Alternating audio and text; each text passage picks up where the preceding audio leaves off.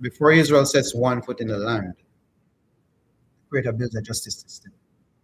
Numbers 35 establishes 6 cities of refuge, cities where a person who kills unintentionally can flee, cities that separate accident from murder, cities that show the Creator cares deeply about the difference between what a person intended and what actually happened.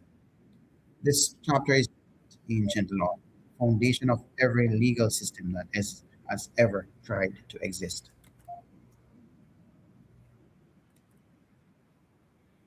Before the cities of refuge, there is a command about the Levites. Let's look at Numbers chapter 35, verses 1 through to 8.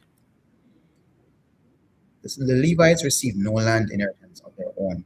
That has been established, but they still need cities to live in and pasture land surrounding those cities for their flocks and herds.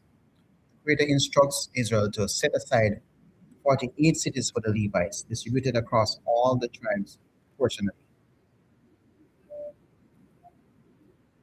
Larger tribes give more cities, smaller tribes give fewer cities. Each city comes with pasture land extending 1,000 cubits from the city wall in every direction. The Levites are embedded throughout Israel, not isolated, not separated, distributed. The priests who serve the Creator live among all the people in all the land. Verse 9. Of the 48 Levitical cities, 6 are set apart as cities of refuge. 3 on the east side of the Jordan. Cities where a person who kills unintentionally can flee. Cities that separate accident from murder. Cities that show the Creator cares deeply about the difference between what a person intended and what actually happened. The cities of refuge exist for one purpose: to provide a place of safety for a person who kills someone unintentionally. Someone who struck down a person without premeditation, without hatred, without intent to harm. And they are open not only to Israel, the stranger, the sojourner, the non-Israelite living among the people. They have access to the same cities of refuge on the same terms. The Creator's justice system is not reserved for insiders. At verse 16, the Torah draws the line between two categories that look similar on the surface but are fundamentally different at the level of intent. Murder, Zach Bikavana, is killing with intent. Text lists the markers: striking with an iron object, striking with a stone in the hand, striking with a wooden weapon in the hand, pushing in hatred, throwing something at someone in ambush, striking in enmity. If any of these describe what happened, the person is a murderer. The blood avenger, Goel Adam, the nearest kinsman of the person killed, shall put the murderer to death when he meets him. There is no city of refuge for intentional murder. The avenger has lawful authority. Manslaughter, accidental death, looks different. The person pushed another without enmity. Something was thrown without lying in wait. A stone was dropped without seeing the person move. There was no hatred or no intent of murder. The assembly judges between the two cases. They do not leave the determination to the blood avenger alone.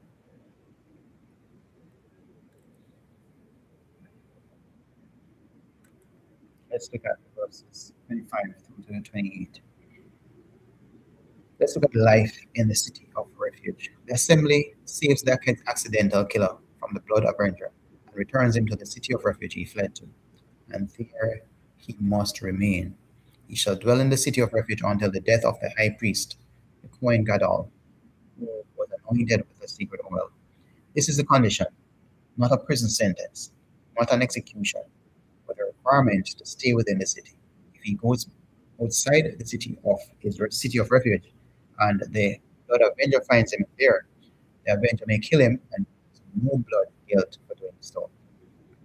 But when the Kohen Gadol dies, the accidental killer is free to return to his land, to his family, to everything the blood avenger could not touch in the city walls.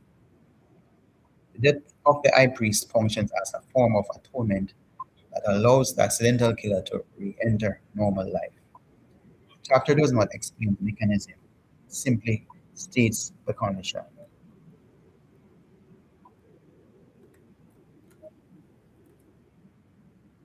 All right.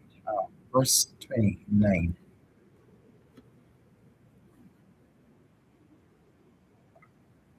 And there are no exceptions to this. No ransom. The Creator now draws a hard line twice. First, there is no ransom for murder. A person who is guilty of intentional killing cannot buy their way out of the death penalty. No payment accepted, no substitute. The penalty stands. Second, there is no ransom for an accidental to leave the city of refuge early. You cannot pay to be released before the Kohen Gadol dies. The time must be served. Why is this principle so severe? Because bloodshed pollutes the land, and the land cannot be cleansed of bloodshed in it, except by the blood of the one who shed it. This is not ceremonial law. It is a statement about the human weight of human life and the moral condition of the land itself. The Creator closes the chapter with this: do not defile the land in which you live, in the midst of which I dwell. For I, the Creator, dwell in the midst of the children of Israel. The land is not neutral. The Creator lives there. What happens on it matters to him. Numbers 35 builds a justice system before the people enter the land. It distinguishes between intent and accident. It protects the accused from vengeance until judgment is rendered. It removes all possibility of buying your way out of accountability. And it grounds the entire system in the holiness of the Creator who dwells in the land of his people. No ransom for murder. No early release for the one who killed without intent. The system is clean because the land belongs to the Creator. Which principle from number 35 speaks most to you today? I'm Asa, and this is Torah Sax Studio. We follow the word verse by verse through scripture.